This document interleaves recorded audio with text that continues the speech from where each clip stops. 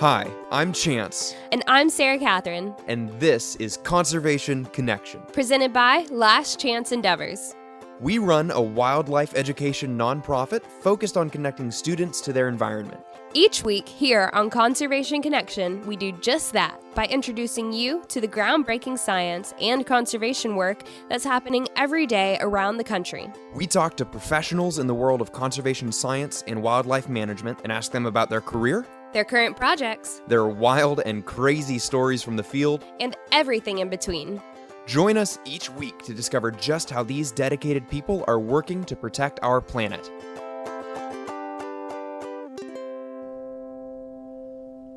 Alrighty guys, welcome to another episode of Conservation Connection. We are sitting down with Dineo Dowd, who is a children's author and a board member for Hike It Baby. Welcome to the show. Thank you so much for having me. So, you do a lot of things. It sounds like you've got a lot going on. Can you start with telling me a little bit about what is Hike It Baby? What is that organization? Hike It Baby is a nonprofit organization where we focus on getting parents, newborns up to the age of 5 into nature. So it's there for new parents who need resources, because that age is the age whereby parents feel lonely, and most of the parents, they feel like my child is too young to get outside. So it's a nationwide thing. You find Hike It Baby everywhere you go. I love that. And Chance and I aren't parents, but I can only imagine like having a child, and especially if you're used to hiking and getting out and doing all this stuff, you're like, wow, okay, now I have like this extra person who I'm carrying along with me. And how do I do that? So how long has Hike It Baby been in operation? Hike It Baby has been around for over 8 to 9 years. So I have been with Hike It Baby for 7 years. So my daughter is 7. That's how I know. I found Hike It Baby when she was 4 months old. And I have been part of Hike It Baby for the past 7 years. Wow. And so what do you do as a board member for Hike It Baby? Like, how do you interact with this organization? So currently I'm sitting at the board as a treasurer, but my journey started after I became a mom. I was looking for connections to get outside. Like, as soon as I became a mom, friends stopped picking up the calls. Nobody wanted to hike with me because nobody wants to deal with kids who are crying. So Hike It Baby just came. I was at the playground and somebody told me about it. And I was like, okay, that sounds like something I need to do. So I needed community. I needed friends who will still get outside with the kids, because there's this thing that once you become a parent, that's the end of it. So I love Hike It Baby because once you have a parent, that's when the adventure starts. Yeah, absolutely. We've definitely found that community is everything, right? Trying to do something all by yourself is so difficult. And so having other people around you that are going through the same struggles that can offer, advice, or like, hey, this is the equipment that worked really well for us to solve that problem. It's just absolutely invaluable to break through those barriers. Yeah, exactly. And I have benefited a lot from Hike It Baby just because I'm a South African. So coming here, I didn't have a family, anybody. Having a kids, I didn't have anybody. So when I found Hike It Baby, like the same group to do the things that I used to do before I became a mom, was just like, okay, these are my people. Like, I need to do more. And I started hosting hikes. From hosting hikes, I became the branch ambassador, and we had to move from Utah to Wisconsin. And then I found out that Hike It Baby is there, and everywhere you go, every state, we have Hike It Baby. And for Hike It Baby, like for me, it was so easy to move from one state to another state because I knew that there's going to be Hike It Baby where I'm going. But I was more excited about the adventures that now I get to go and explore Wisconsin, So it's just have been like a game changer for me. And I just love Hike It Baby. And the reason why I am a board member now is because I want to continue supporting the organization, because I know what they have done for me, and I still believe in their mission on getting families outside and supporting new parents. So as somebody who's advocating so hard for kids to have the opportunity to be outside and be with their families outside, did you grow up spending a lot of time with your family outside doing hikes and stuff like that? Or is it just something that you kind of fell in love with, and then when you had a mom, you wanted to keep doing it? No, I had a different upbringing. I have always been curious. I come from South Africa around mountains. So I have always seen people coming with their backpacks and I'd be like, what do they have in there? And so I was just curious, but my family, everywhere we go, they will tell me oh, we don't do that. We don't do that. Every time I ask why are we not camping? They're like, no, Black people don't do that. So that was the answer that they were giving me until I was able to get myself into the outdoors. When I started working, I started, planning trips, let's go to a safari or somewhere, and I'll be the one who's let's go hiking. So I feel that's when I was I think I can do this. So I was taking advantage, and my friends were like, every time you plan a vacation, why do we have to go in a forest? Why can't we go where there's nice beaches and everything? Why do we have to go chase snakes and everything? So I didn't grow up like that. But then immediately when I came to USA, about 9 years ago, I feel like I was actually free. That was my chance now to go and explore the outdoors, because now I feel like I was out of danger. Hiking in South Africa was way different. You don't go hiking by yourself, and Black people were not even allowed to step in there. During the time I was in high school, we were not even allowed to step in those places. It was just different. It was separated. Right. So me coming here 9 years ago, I was in Utah. I see the mountains. I saw an opportunity. I was like, okay, now this is the time. I need to follow my passion and just go with the flow. And Utah, what an amazing, amazing amount of wilderness out in Utah. That's just so fantastic. Exactly. Yeah, Utah is beautiful. So you can imagine that was me arriving in Utah, and I'm like, what's behind those mountains? It was just unreal, and I just had to go. And when I started hiking in Utah, there were no resources. Honestly, I didn't care. I taught myself how to read the map, use the compass. I used to hike with flip-flops. I will just go. An incredibly motivated woman in front of us. That's amazing. I love that story. And I think it's so great that you've grown this passion of hiking.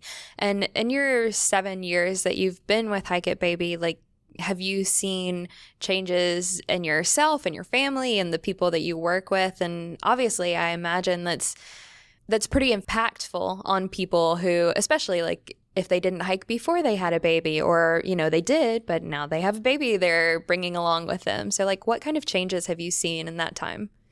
Well, personally, I will say that I have seen myself just gaining confidence, being a mom, taking a newborn for the first time out hiking, knowing there's snakes or anything, all these things that I was scared of. So my confidence has improved, and I have learned just to navigate the outdoors. And I have been breaking these barriers now, just being able to talk about my experiences growing up in South Africa and why is it important for me to introduce my child to the outdoors and diversity. So I am continuing just to get outside, bringing along my family. But with my family, I think we have gained lots of friends. Everywhere we go, we have been able now to find these families that enjoy to do the same things with us. And we actually love the part that's how we stay healthy. For us, it's that's family time. We eat dinner and then we get outside and go see sunset hike, which is something that people forget to do. So for us, the outdoors is family time, stay healthy. But then the people that we meet from different cultures and different backgrounds, it's just amazing. For us, the outdoors is just a place where we just go and have fun and explore. That's fantastic. And I want to kind of come back to an idea that we were talking about previously, where you were talking about how when you were first getting into the outdoors, you were talking with your family and they were like, we don't do that. That's not something that we do. So I know that a lot of your work, especially with the children's books, is in being a diverse role model for young kids who don't have these outdoor role models for them. So can you talk a little bit about why you write kids books and the types of children's books that you write? Again, when we started hiking, I went to Barnes & Nobles and I was looking for hiking books. So I wanted her to read the books that were related to our lifestyle. And I couldn't find them. There were no hiking books at all in the store. So we happened to move from Utah to Wisconsin, and here I was leading this hike, inviting strangers again. And we got there, and these people trusted us, leading us to find a waterfall. And the experiences from that hike, the friends that we make, how we just instantly like connected with nature and making friends and everything. We came home and we just couldn't stop talking about these pictures. And I'm like, we need to write a book. We need to write a book. And for me, it was the diversity. Like my child was not like standing out. It was children of color that were there. And I was like, we need to write books whereby we can inspire children of color to get outside and enjoy nature. And I mean, like, most of my books are related to my lifestyle growing up in South Africa because I was scared of the outdoors. I was scared of anything, snakes, everything. I didn't want to be outside in the forest or anything like that. But then now that's the thing that I'm changing it for my daughter, introducing the outdoors right away, teaching her about the environment, like respect nature. Like right now it's springtime, we talk about leaving no trace. She's 7 years old now. We have passed that time whereby we pick every flower. It's like, no, let's leave the flower for other friends to see it. Yeah. So we are learning through this journey, and we're inspiring people of color to like, get outside. This is not, you don't have to look a different way. And it's funny that I get people who are like, are you still doing white people things? And I'm like, how am I doing white people things when I'm black? Anything I do is by definition not a white person thing, right? Yeah. And then I end up just saying like, these are Dineo's adventures. Like, I don't know why you keep saying this, So it's just funny that they still come back and say, why are you doing this? She's not even going to remember and everything. But what I have noticed with my daughter's development or anything, I go to schools and, read stories and everything. They don't know the differences of the season change. They don't know anything. They're like, is it winter? Is it raining? They don't know the difference. And she knows the difference. And with every season coming, we prepare that with books. We read books and we talk about like how the trails are going to look like, what can we expect and everything like that. What an amazing resource to provide and like to have to look back on for you and your family as well. I imagine like probably even now, but I imagine a few years down the road, your daughter will look back and be like, oh, like I remember these adventures and like still relating to them and hopefully still hiking. Yeah. How long have you been writing and how many books have you put out so far? I started writing about 5 years ago. So I have 6 books in total. Yeah.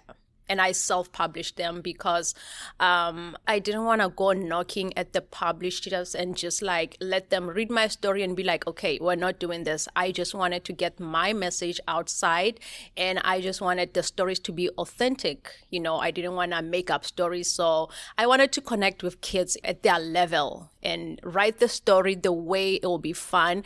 And some of these stories like when parents read them, they will like change names, and we also play games and everything on the books, and we try to make it fun. Yeah, and engaging. Yeah. Absolutely. Absolutely. So if somebody wanted to find your books, where would they find them? My books are actually available. You can go to Barnes & Nobles. You can go on Amazon, on my website, dowddineo.com if you want an autographed book. But they're pretty much available everywhere else, even Barnes & Nobles, where they were not available before. Now they're available. You literally saw a problem and you solved it. Like, there's nothing here. I'm going to make something that will go here for this. Yeah, they don't have them on display, but you can walk in and order your book. Yeah. Has it been like fulfilling and exciting to see that change in the time you were like, oh, well, there aren't books that represent us or my daughter, like for my daughter to relate to. And now you're like, I have made that change and now there are these books. Yeah, it is. But then that's the other thing. Like, I wish that this book can be like, available everywhere. Like people can like want them. So now it's like, I'm a self-published author. People will come and look at them and be like, it's self-published. We're not doing that. So it's just different, because I'm a self-published author. Like if I had like a publisher's name or something, they'll probably be selling like, apples and everything. But then you still get the schools that get excited to see them, and they're like, I didn't even know this exists at all, But with me, it's like I know what I'm doing. I am changing so many people's lives. So many families, they have reached out and said, hey, today, after we had dinner, our daughter wanted to go and do the scavenger hunt from your book or anything like that. So I'm getting great feedback. Kids are going camping for the first time. So I'm getting good feedback every day. That's fantastic. And there's so much scientific research that shows how important that sort of unstructured outdoors time is, especially, in the 0 to 10-year-old age bracket. That time just in early development, experiencing nature, it creates a lifelong relationship with the outdoors that is just so incredibly valuable, and that's missing today in a lot of students, and especially students that come from diverse backgrounds. So that's really, really amazing that you're changing that for a lot of students. That's pretty amazing. Yeah. Yeah. And I mean, the other thing is like these kids today, they just want to sit on the couch and watch something. So we're like really trying to inspire them to get outside. And I try to remove the word hike because it's kind of like crazy. I'm like, just take a walk. Just get hike outside. Sounds so scary. Yeah. Like you got to pack for Yeah, it. I Just don't go have walk. shoes. So for me to avoid that topic, I don't have shoes. I'm like, just get outside, go climb a tree, just get outside, go in the backyard, just get outside. Let's focus on getting them outside. And people are like, how do I get my child outside? I said, just go with them outside and support them. Let's get outside before we worry about the type of shoes that we need. Yeah, I like that a lot. Speaking of, what kind of a hiking boot person are you? Do you like the boots? I prefer the open sandals kind of hiking. What is your personal preference? You see, that's a funny question to hear because I started hiking with flip-flops in Utah.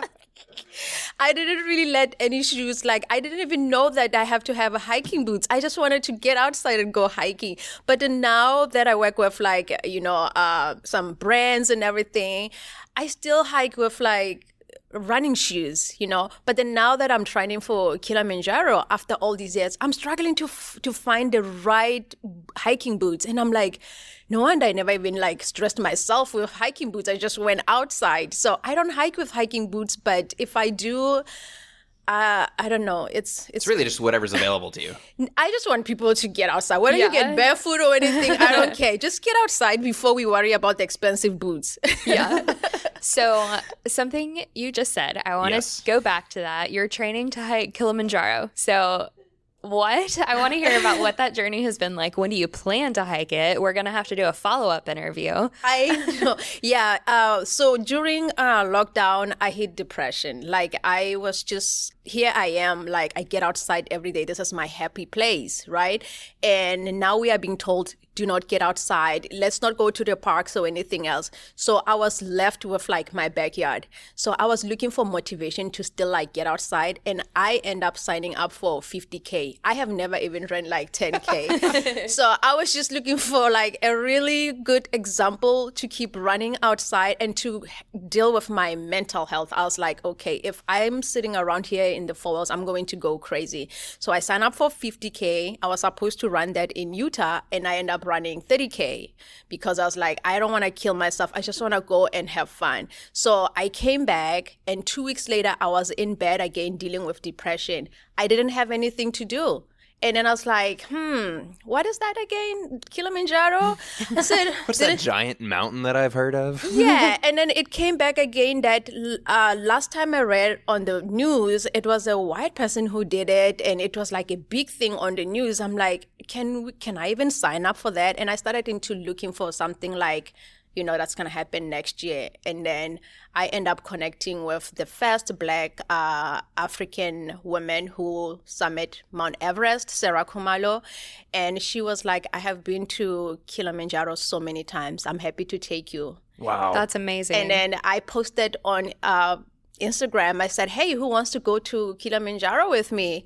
And 1,000 women, they were like, where do I like, sign yes, up? Let's sign up. Yeah, but then I was like, oh no, I didn't know that so many people are struggling out here. So that's when I realized that there's so many women who are going through what I'm going through, depression. They're just looking to get outside and do this. So now I have 22 women who have signed up for this. But then the backstory, some of these women, they've never even left the country, never even had a passport. And majority of them, they're hike-it baby moms. Wow. They have never left their kids. So now I told them, I said, I want you guys to see that you can actually, do anything that you put your mind on. You can actually get outside and do something. Your kids are growing anyway. You just have to, remember also to take care of yourself. So we're excited about that because we are counting 3 months and we'll be summiting Kili. That's amazing. That'll be like the end of this summer. Yes. Oh my gosh. I'm feeling so inspired right now, and also like, man, I should be doing more with my life. Yeah, we need to do more hiking. Well, that's the thing, because I was told when you have a kid, you are done. And now I'm like, no. Like when you have a kid, like that's the beginning of the adventures, because that's the thing. You want your kids to feel like, to see you do all these amazing things. Like I'll go canoeing and camping like with a bunch of women, and I come back and my daughter wants to know like who did what. Like I come back with all these stories and everything, and she loves it when I do these adventures. And I also feel great to just, I can get out there and, show women that, you know what, you are capable. You just have to get out there. The outdoors is for everybody, I want to write a children's book about you called Supermom. Yes. Just like the adventures of this woman that's just like, you know what? No, nobody can stop me. I'm climbing a mountain. I'm literally going to go climb a mountain. Well, you have to remember, when I was growing up, I didn't do anything, like nothing. We couldn't even afford to just like, so here's the thing. I used to run at school, and I will practice knowing very well that they're not going to buy me running shoes because they don't have money. Right. I'll practice, and then I'm like, okay, I need to go to the final. They're like, we don't have money for the shoes. So I couldn't even like do anything, like even if I wanted. So now it's like I have, this opportunity to start all over. And now I'm doing it with my daughter, and it's just amazing, so we're kind of like a team here, supporting each other. Yeah. And I get to live my life all over again and do everything that I couldn't do when I was growing up. What an amazing experience. And I imagine we have plenty of listeners who will be listening to this episode and thinking like, oh, I should do more of that with my child. Or if I have a child, like, let me look into Hike It Baby and like get involved and just be inspired by you and your journey. If you guys are in the South Georgia area, let's go hiking together. I'm feeling super motivated. Email us. Let's set up a hike. Yeah. I do want to get back to the author part of your story and ask for other authors who may feel like, oh, well, I'm white, so how can I write about diversity? Or how can I include that if I don't? If it's not lived experience. Yeah, if like this is my lived experience. And so often, like if we're writing a paper or something, you're writing about your personal lived experience. Mm-hmm. So for other authors, how would you encourage them to include diversity in their stories? I really like that question because during the Black Lives Matter, there was an author who wrote a camping book, and she actually put in like Black characters, and I was being tagged the whole time. Like I was being tagged, like, how do you feel about this white person who wrote this book and included? And here the issues were how like she portrayed the characters like they jumped in the water and then they went to sleep, and people were like, if you jump in the water with this hair and get outside, it's not gonna stay out there like that, And I was like, so was she supposed to talk about the hair, that the hair like fall? Like it was so crazy with like that whole thing. And some people were like, oh, she's taking advantage of this whole thing. Why is she doing this book here only now? This doesn't, and like this is the first time where she's doing this. So I feel like there's a right way to do it. And obviously, if right now you're gonna start changing it and you're taking advantage, we're gonna call you out. We will know immediately when like something is. So I just want people to be sensitive when you do these characters and everything.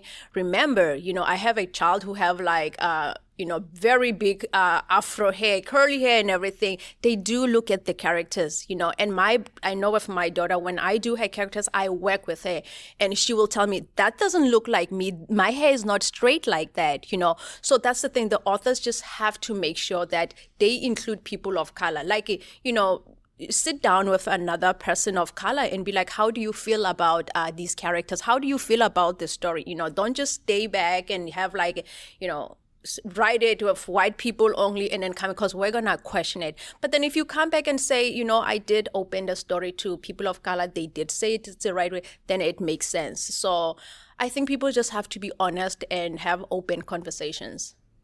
Amazing. I love that.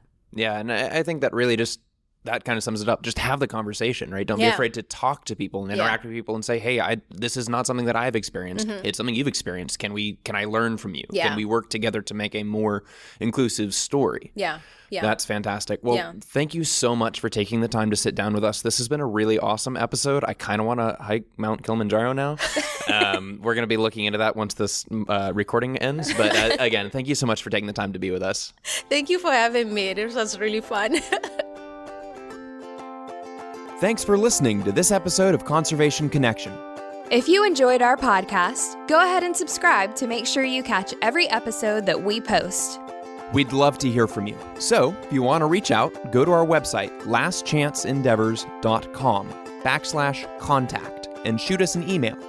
We love questions from our listeners, so if you heard something that you want to know more about, be sure to let us know. If you've got a minute to spare, leaving a 5-star review on Apple Podcasts will help other conservation-minded people find the show. We'd really appreciate it. A big thanks to the people working to protect our planet, and a big thanks to you for listening. Don't forget to tune in next week.